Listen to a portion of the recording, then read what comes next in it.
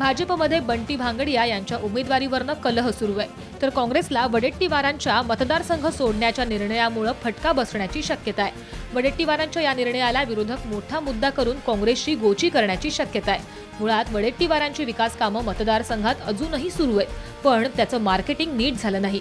त्यामुळे वडेट्टीवारांनी कोणती कामं केली याची माहिती जनतेपर्यंत पोहोचू शकली नाही। उलट चिमुरातील रस्त्यांच्या बांधकामांमुळे लोकांना त्रास होत असल्याची बोंब विरोधक ठोकतायत, पण महिलांमध्ये वडेट्टीवारांच्या कामाप्रती समाधान व्यक्त होत आहे। चिमूर मतदारसंघामध्ये 2 तालुक्यांचा समावेश आहे, त्यामध्ये चिमूर एक आणि दुसरं म्हणजे नागभीड। नागभीड या शहरातील काही महिला माझ्यासोबत आहेत, त्यांची मतं आपण जाणून घेऊया, त्यांचं नेमकं काय म्हणणं आहे। तर मला सांगा, नागभीडमध्ये महिलांचे काय प्रश्न आहेत, काय समस्या जाणवत आहेत तुम्हाला इथे?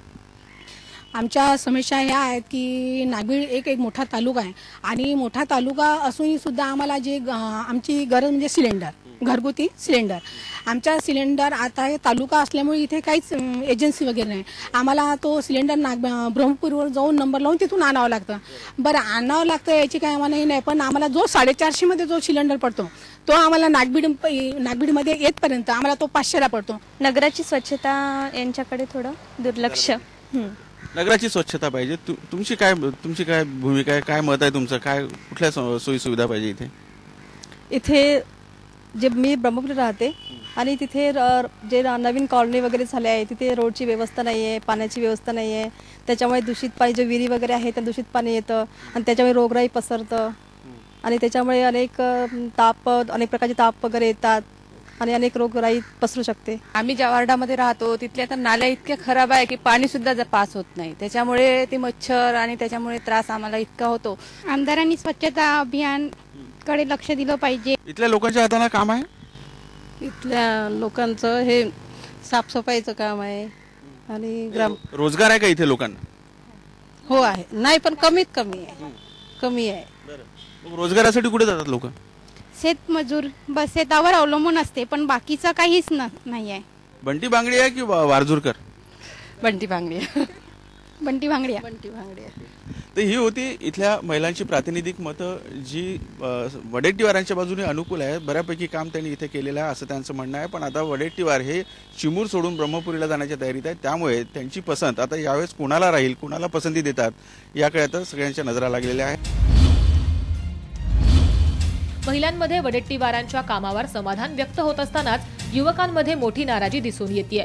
बेरोजगारांसाठी वडेट्टीवारांनी भरीव असं काहीही केलं नाही असा सूर युवकांमध्ये उमटतोय।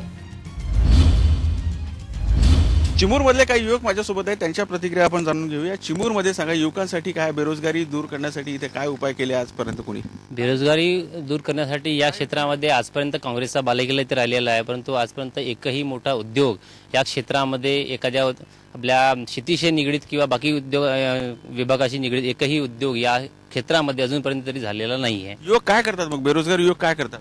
काही नाही सर, शेतकरी वर्ग असल्यामुळे ते रोजीसाठी शेतीवर जातात आणि शिक्षण जेवढं झालं तेवढ्या शिक्षणानुसार जे काही व्यवसाय होऊ शकते, जसे पाणठेले आहे छोटेसे, त्या पाणठ्यानुसार आपला व्यवसाय चालू करतात। सर, राजकारण्यांनी काय केले इथे युवकांसाठी? इथं सर आतापर्यंत राजकारणी आले पण त्यांनी कोणतंच कार्य केलं नाही आणि चिमूर जसं आहे तसंच आहे। वडेट्टीवार इथे आमदार आहेत मागील 2 टर्म पासून, त्यांनी काय केलं बेरोजगारांसाठी? बेरोजगारांसाठी सध्या त्यांनी तर काही केलं नाही, पण त्यांनी प्रयत्न केले पण त्यांच्या प्रयत्नाला काही यश मिळालेलं नाही। इथे आमदारांनी विकास केला या भागामध्ये? विकास तर अजून झाला नाही, पण होण्याची शक्यता होती। पण वडेट्टीवार साहेब ते ब्रह्मपुरीला निघाल्याबद्दल विकास काही होण्याची शक्यता कमी दिसत आहे। कशा प्रकारचा विकास हवा आहे? विकास हा पायाभूत मूलभूत सुविधांचा विकास इथे आवश्यक आहे। शिक्षणाच्या बाबतीत, खास करून आरोग्याच्या बाबतीत, दोन्ही बाबतीत याच्यामध्ये उदासीनता या क्षेत्रामध्ये लोकप्रतिनिधींची दिसून आलेली आहे। एकही मोठा हॉस्पिटल इथे नाही किंवा एकही आपल्याला इथे मोठं कॉलेज पाहायला मिळत नाही। इथून 50 किलोमीटरवरती पेशंटला न्यावं लागतं की 100 किलोमीटरवरती न्यावं लागते। या पायाभूत जे मूलभूत सुविधा आहेत या क्षेत्रामध्ये व्हायला पाहिजे, रस्त्याचे विकास व्हायला पाहिजे आणि खास करून शेतीसाठी जे विकासाची योजना इथं आखायला पाहिजे आणि पाण्याच्या सिंचनाच्या बाबतीतल्या योजना आहेत त्या इथे व्हायला पाहिजे। उच्च शिक्षणाच्या काही सोयी आहेत? इथं काहीच नाही सर, फक्त BA पर्यंत शिक्षण आहे। BSc आता निर्माण झाली आहे आणि ग्रामदर्शन विद्यालय ग्रामदर्शन ते त्यांचंच विद्यालय। शिक्षणाच्या सोयी इथे विशेष उपलब्ध दिसत नाही सर। आमदाराचं उल्लेखनीय असं काम काही आठवते तुम्हाला इथलं? तसं तर काहीच नाही। आमदार नवीन कंपन्या, मोठमोठ्या कंपन्या इथे आणून जसं भंडारा गोंदियाचा विकास होत आहे त्या हिशोबाने इथे जर मोठ्या कंपन्या आल्या असते इथले बेरोजगार कामाला लागले असते आणि त्या कामाला लागल्यामुळे त्यांना कुठेतरी एक रोजगार उपलब्ध होऊन त्यांचाही कुठेतरी जीवन उंचावलं गेलेलं असतं, जीवनस्तर. परिवर्तन होईल. हा, या निवडणुकीत नवीन चेहरा बघायला मिळणार.